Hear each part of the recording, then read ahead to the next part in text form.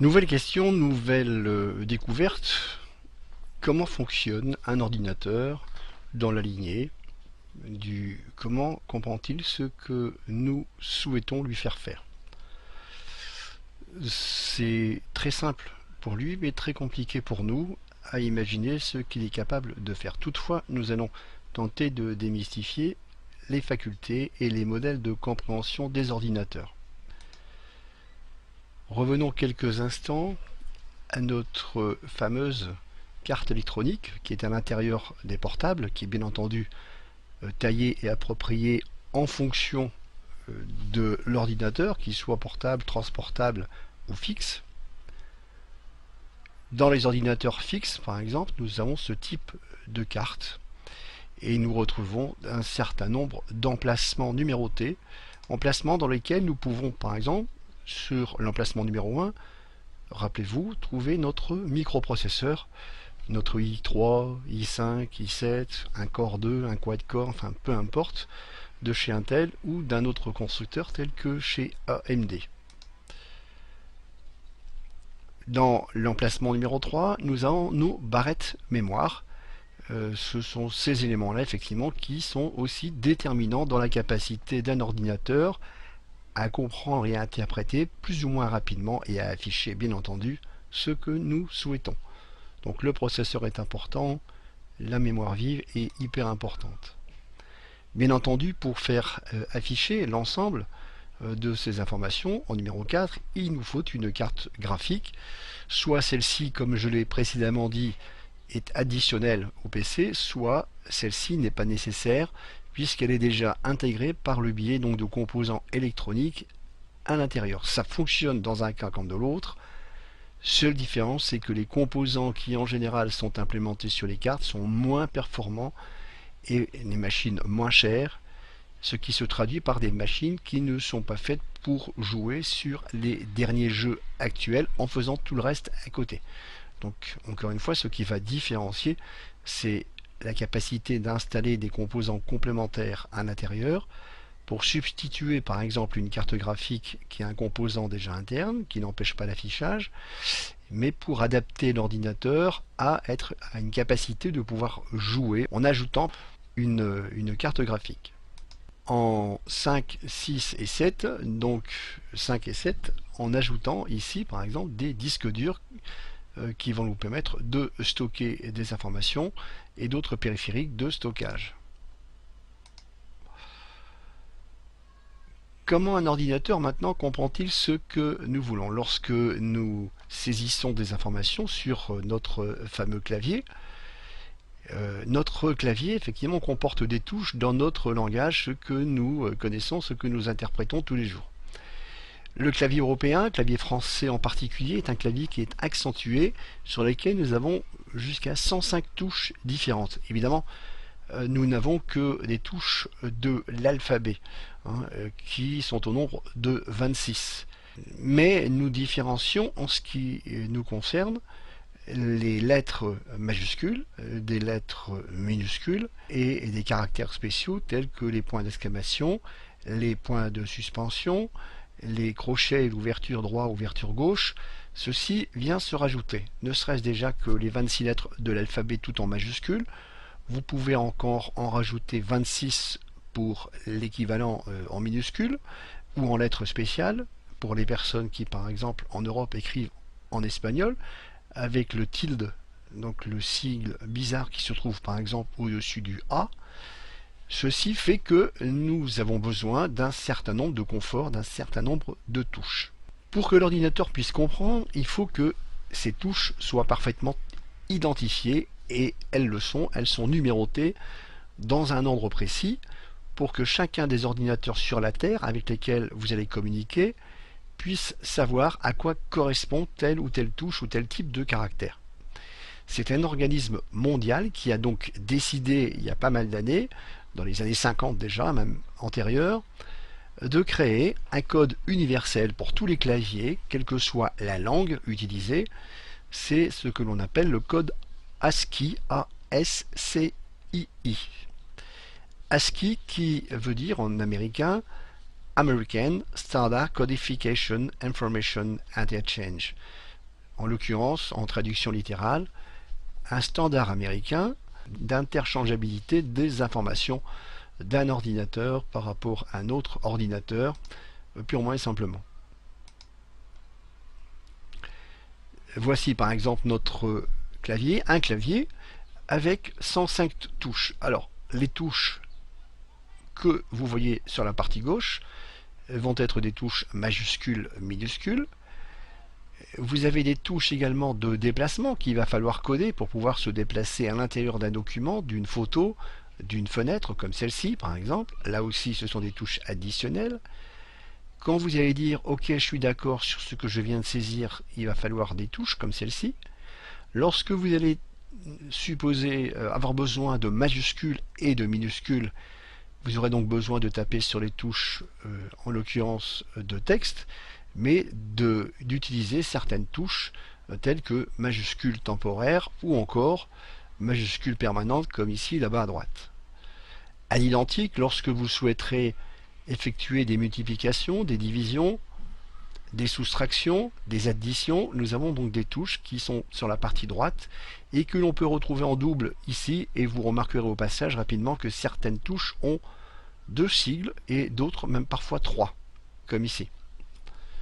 Pour entériner, nous avons des touches dites de suppression pour passer à la page suivante, à la page précédente dans certains cas, et selon les claviers, une foultitude de touches complémentaires que nous pouvons voir sur ce type de clavier, sachant que chacun des claviers, selon le prix, selon ses capacités, peut avoir plus ou moins de boutons, mais que, quel que soit le clavier choisi, quelquefois ses capacités, c'est un clavier qui comportera au moins les 105 touches de base, plus éventuellement des touches de fonction qui vont être liées, selon la marque des ordinateurs, et un certain logiciel, pour jouer, pour aller plus vite, avec des touches de fonction, des touches dites de raccourci.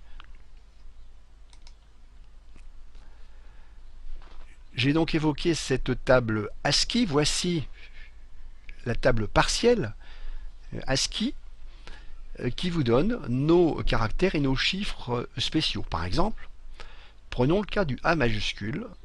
Dans la table ASCII universelle pour tous les ordinateurs, il a été décidé par l'organisme ASCII que cette touche dans notre système de numération serait la touche numéro 65. Un ordinateur, lui, n'est pas capable de comprendre notre système de numération que l'on appelle la base 10. Il est capable de comprendre, lui, que des 0, que des 1, ce que l'on appelle le binaire, la base 2. Et nous allons le traduire, pour vous c'est transparent, nous allons le traduire au travers de l'ordinateur par une autre base qui s'appelle l'hexadécimal, que nous verrons plus tard, et qui dit que l'équivalent effectivement de cette touche A, qui est codée 65, c'est la 65e touche de notre système de numération, lorsque nous comptons donc avec notre système base disque classique. L'ordinateur lui va dire bah, pour moi c'est la touche numéro 41. Alors pourquoi utiliser un système décimal à base 10? Pourquoi être obligé d'utiliser un système binaire à l'aide de 0 et de 1? Et pourquoi encore utiliser un troisième système qui s'appelle l'hexadécimal, que nous voyons là, hex pour hexadécimal, qui lui va compter sur 10 doigts mais sur 16. C'est bien compliqué tout ça. Eh bien, on va démystifier tout ça. Prenons notre table ASCII sous un angle différent. Nous voyons par exemple que j'ai ici en vertical 16 caractères codifiés entre 0 et F. Et que lorsque j'arrive à 9, pour passer à 10, l'ordinateur, lorsque celui-ci va compter sur 16 doigts, un peu comme nous si nous avions 16 doigts, 8 doigts sur chaque main, au lieu de 5, eh bien lui va compter sur 16 doigts et interpréter 10 par une valeur A, 11 par la valeur B, 12 par la valeur C, 13 par la valeur D, 14 par la valeur E et 15 par la valeur F.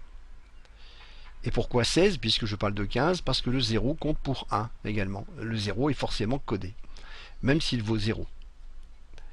nous retrouvons effectivement en vertical ces 16 codifications possibles et en horizontal les 16 codifications possibles.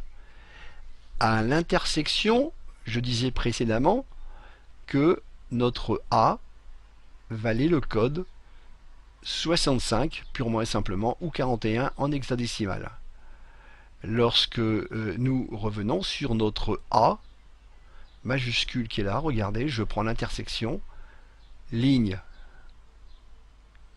colonne, nous voyons que l'ordinateur va interpréter le A sous la forme 41 tout simplement.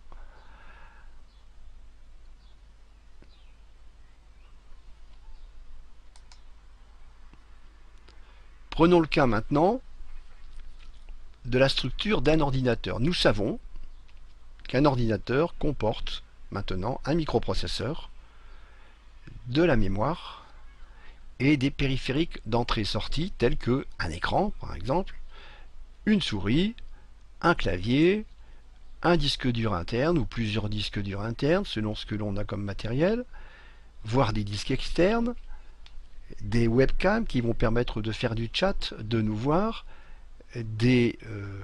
par exemple des clés USB, hein, une caméra, un appareil photo, tout ceci fait partie des entrées et des sorties. Lorsque nous mettons sous tension notre ordinateur, lorsque je vais le brancher sur le courant, que se passe-t-il? L'ordinateur donc va automatiquement, lors de l'allumage, le courant électrique va passer au travers de l'ordinateur et notre disque dur va commencer à tourner, puisque c'est un élément qui tourne sur un plateau qui tourne à 7000, 10 000 ou 15 000 tours, pour les portables à 5400 tours à la minute.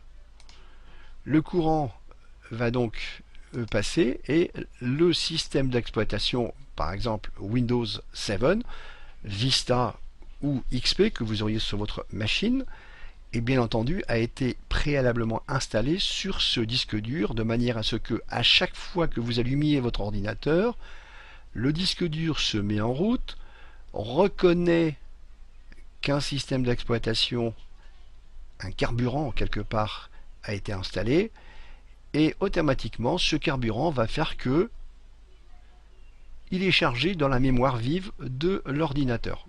Donc premier élément, mon disque dur est sous tension et fonctionne, et il va chercher le système d'exploitation et le transmet dans la mémoire vive en partie pour pouvoir faire fonctionner mon ordinateur. Pour l'instant à l'écran je n'ai toujours rien, donc une fois cette deuxième étape passée, vous avez passé à la troisième étape qui permettra donc cette fois-ci de voir démarrer votre ordinateur.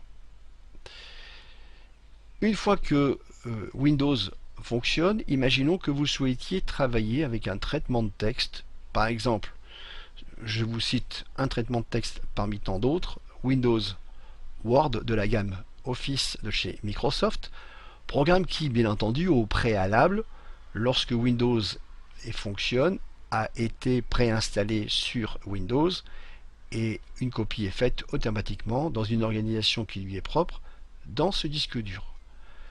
Lorsque je fais fonctionner Windows Word, Word monte également dans la mémoire et vient partager l'espace mémoire avec le système d'exploitation. Je fais juste une aparté pour souligner une chose importante. Plus cette mémoire est étroite, plus les logiciels vont être à l'étroit et plus lents seront les calculs et l'affichage à l'écran de l'ensemble des informations que je souhaiterais. J'évoquais tout à l'heure une machine avec 4 Go de mémoire pour Windows 7. Il est clair que si je n'en avais que 2, ça fonctionnerait, mais ma machine irait très très lentement. D'où nécessité d'une mémoire qui parfois peut être, selon les modèles, selon le prix que vous allez mettre pour votre ordinateur, selon qu'il s'agit d'un portable ou d'une machine de bureau, vous pourriez aller par exemple pour un portable jusqu'à 8 Go qui vous apporterait un confort évident, confort qui est d'autant plus important que tout ce que vous allez saisir en plus au niveau de votre clavier va également se retrouver, en plus des programmes qui se trouvent ici, Windows et Word dans cet exemple, eh bien tout ce que vous allez saisir au clavier va se retrouver dans cet espace mémoire. À quel endroit, peu importe, c'est le système d'exploitation Windows qui va déterminer l'endroit où ces touches et ces résultats de calcul vont devoir se situer dans cette mémoire. Sur un ordinateur de bureau, cette mémoire peut aller jusqu'à 16 voire 32 gigas de mémoire, puisque les matériels sont plus rapides dans les hauts de gamme et ont plus de capacité technique que les portables. L'utilisation n'est pas du tout la même, même si c'est toujours de l'informatique. J'ai fait fonctionner donc mon traitement de texte. Voilà, mon traitement de texte est arrivé en mémoire. Le traitement de texte, lui, est traité par le microprocesseur et à l'écran, nous voyons, regardez bien, je recommence le processus, nous avions à l'arrivée donc de ce traitement de texte, le traitement de texte arrive, le programme vient se superposer à Windows. Et lorsque je vais par exemple sur mon clavier taper la touche A, regardez bien ce qui se passe, la touche A, j'appuie sur la touche A, admettons A majuscule, le A passe par les fils, si vous n'êtes sans fil, c'est l'équivalent de toute façon. On arrive ici dans un bloc qui s'appelle le périphérique d'entrée-sortie, un contrôleur d'entrée-sortie, qui lui, purement et simplement, va transmettre le A dans la mémoire de l'ordinateur, mémoire qui est faite de barrettes, comme vous pouvez le voir, nous l'avons vu dans les schémas précédents. Et le A, automatiquement, lui, le microprocesseur va avoir une information au niveau du programme qui va demander quoi faire et le microprocesseur va dire le A, ok, j'ai compris, je vais traduire purement et simplement ce A. Qui va traduire? C'est le programme, le microprocesseur et surtout le système d'exploitation qui va le traduire. Quand la traduction étant faite à ce niveau-là au niveau du processeur, ce dernier va dire le A, pour pouvoir l'afficher ici sur mon écran, je vais moi le transformer sous une série de 0 et de 1 car moi microprocesseur je ne suis capable de comprendre que des 0 et des 1. On verra après cette notion, même si elle restera de toute façon par la suite pour vous totalement transparente, il est important je pense, d'avoir cette connaissance de base et de savoir comment fonctionne un ordinateur pour que vous soyez même de faire la différence entre des gros mots tels qu'un microprocesseur 8, 16, 32, 64 bits, une mémoire en gigabits, en mégaoctets, en gigaoctets, etc. Voyons maintenant notre carte électronique de la manière, quand j'ai tapé mon A, de la manière dont ça se passe. Nous avons sur une carte électronique des composants électroniques qui s'appellent des composants logiques. Ces composants logiques sont en fait ce que l'on appelle des circuits intégrés, à l'identique des circuits intégrés que nous pouvons retrouver dans nos téléviseurs modernes. Ce sont des composants qui ont cette allure ou que l'on appelle des composants CMS, montés en surface, composants montés en surface, et c'est la petitesse de ces composants associés avec d'autres facteurs d'intégration sur une carte mère qui font que je vais pouvoir mettre beaucoup de composants sur une surface identique et avoir plus de puissance sans prendre de place. Voilà donc nos fameux composants. Passons ensuite à la mise sous tension de mon ordinateur. Donc j'allume mon ordinateur. Mon système effectivement automatiquement se met sous tension. Donc j'ai du courant électrique qui passe ici. C'est très peu de courant électrique, c'est pas du 220, c'est du 3 volts, 4 volts, 5 volts, 12 volts. Vous voyez, donc c'est du courant continu comme nos piles. Et lorsque j'émets un 1 par exemple, quelque part pour coder mon A, le 1 qui arrive à l'une des entrées d'un composant par exemple, sachant qu'on peut avoir il y a plusieurs entrées, il y a plusieurs potentialités, plusieurs éléments qui peuvent en parallèle venir, différents 1, différents 0 qui viennent en entrée et qui en sortie vont produire une combinaison de 1 et de 0 à leur tour. Là, pour simplifier le schéma, je vous montre que là, j'allume ma lumière, ça équivaut à un 1.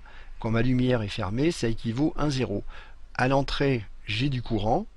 À la sortie, j'ai un traitement à l'intérieur de ce composant qui fait que je n'ai plus de courant. À la sortie, n'ayant plus de courant, l'ordinateur va le traduire sous une forme de 0. Voilà comment un ordinateur est capable de traduire des actions. Il les traduit, j'ai du courant ou je n'ai pas de courant.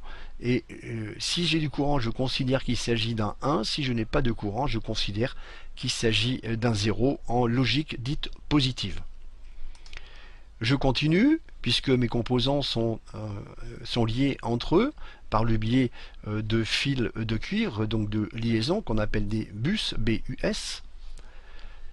Mon 0 qui est là, va faire qu'à un moment donné, il peut être transformé en 1 entre temps.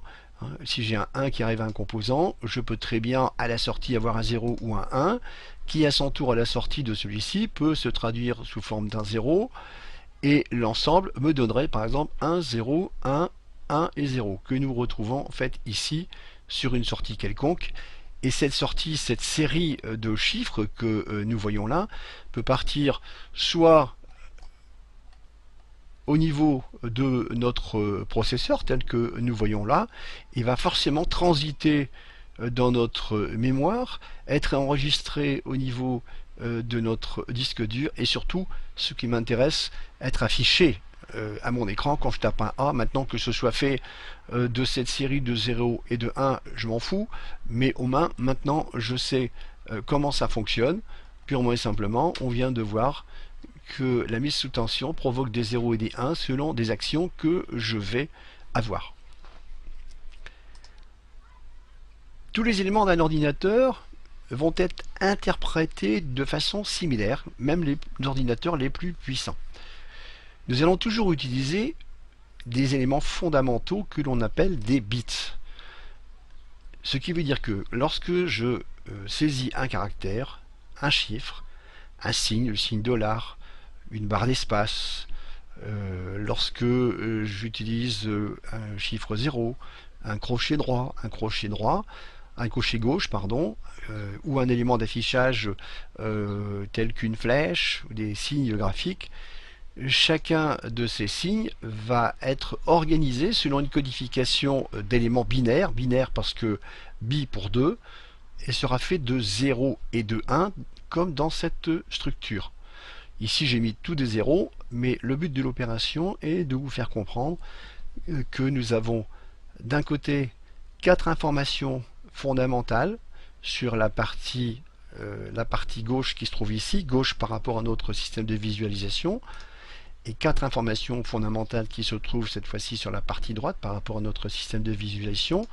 4 plus 4 à l'école ont toujours fait 8, et 8 en valeur de comptage sur 2 doigts seulement. En mathématiques, on appelle ça une 2 à la puissance 8.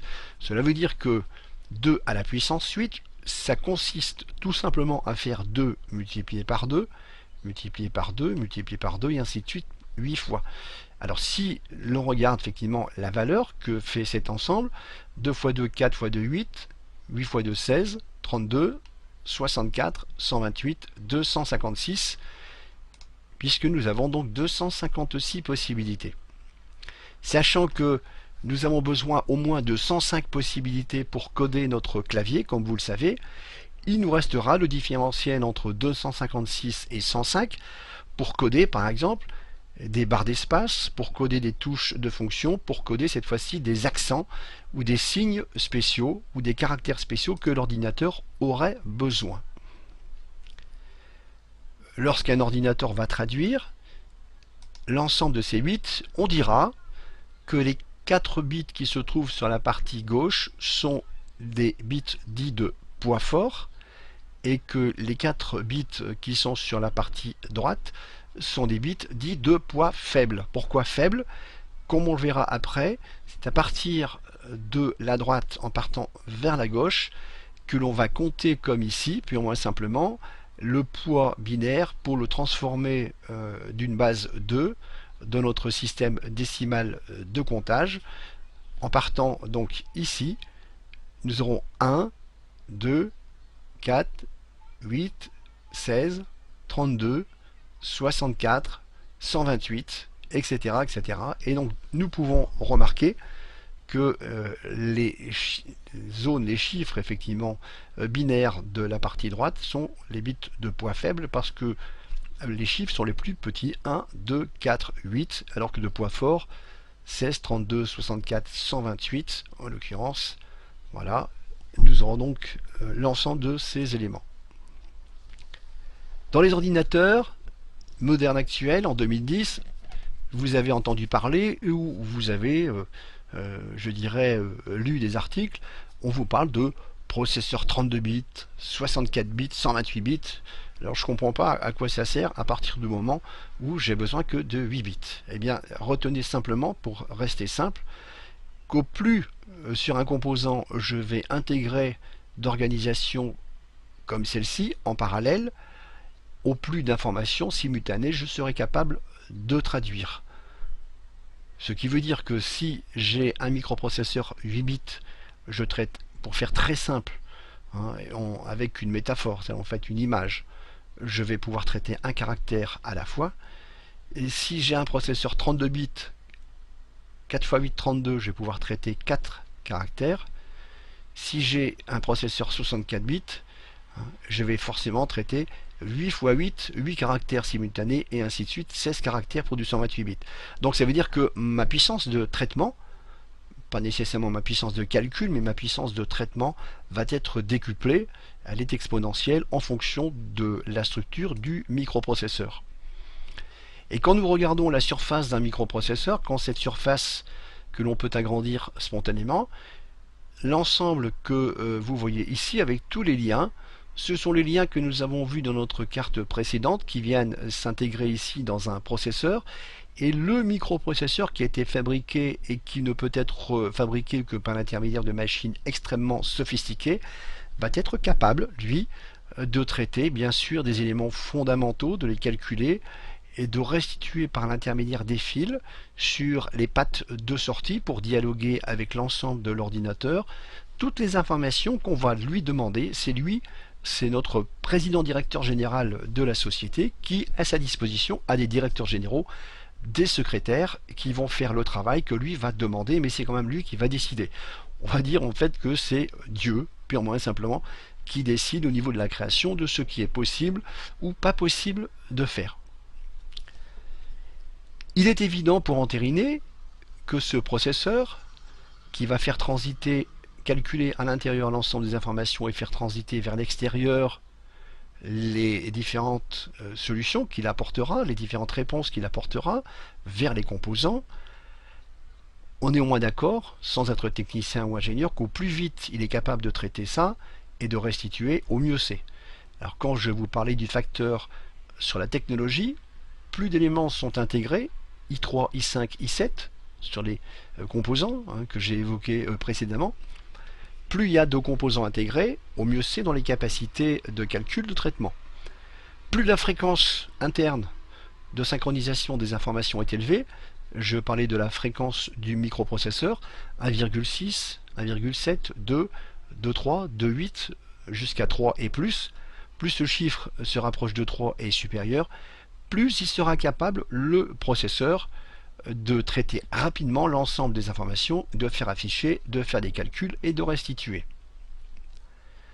Dernier point, vous allez entendre parler de technologie I3, I5, I7 en double cœur, en 4 cœurs, en 6 ou en 8 cœurs. Ça veut dire quoi? Ça veut dire que, imaginez que le composant que vous voyez là, rectangulaire, représente un cœur. Un cœur, c'est un microprocesseur. Et bien imaginez qu'aujourd'hui, les ordinateurs 32, 64, 128 bits permettent d'avoir sur la surface que vous avez là 1, 2, 4 ou 8 processeurs ou plus pour les gros ordinateurs, mais que nous n'aurons jamais, ça coûte trop cher. Donc de multiples processeurs sur la même surface. Chacun des processeurs va être capable d'affecter une tâche, de travailler sur une tâche, de restituer plus ou moins vite l'information, et peut travailler de façon synchrone ou organisée, ou je dirais partager les tâches de chacun des processeurs qui vont se retrouver dans cette mesure. Et vous imaginez que on aura dans ces conditions une capacité de traitement, de calcul et de restitution qui sera instantanée parce que justement on a plusieurs cœurs de processeurs à l'intérieur. Voilà donc pour entériner à quoi correspond un simple, un double, un 4 cœurs, donc un quad-core, ou un 6 ou un 8 cœurs tel qu'on les voit arriver maintenant en 2010. À savoir que Intel, fabricant de processeurs, dans ses tiroirs, a déjà réussi sur une surface à peu près identique à intégrer plusieurs centaines de cœurs. Donc vous imaginez à l'avenir ce qu'un ordinateur sera capable de faire. Mais on en est loin, on va rester effectivement sur Terre et nous allons revenir effectivement donc à cette base de codification. Nous allons dans la prochaine vidéo nous arrêter à cette codification et voir comment un ordinateur va traduire cette fois-ci notre lettre A majuscule